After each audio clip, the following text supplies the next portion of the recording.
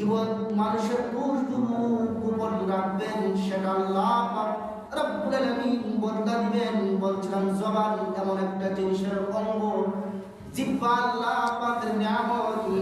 সুতরাং জিহ্বা দিয়ে আপনি ভালো কাজ করতে পারবেন, আবার খারাপ কাজও করতে পারবেন।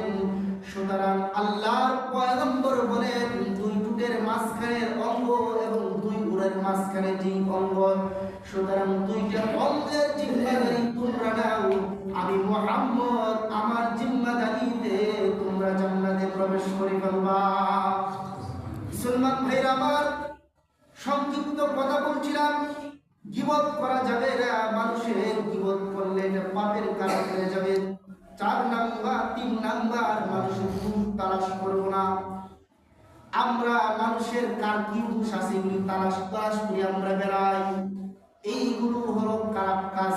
এই 3টে কাজ মানুষের উপর অধিক ধারণা করা, খারাপ ধারণা করা, নিঃসন্দেহে এটা গুনাহের কাজ হয়ে যাবে।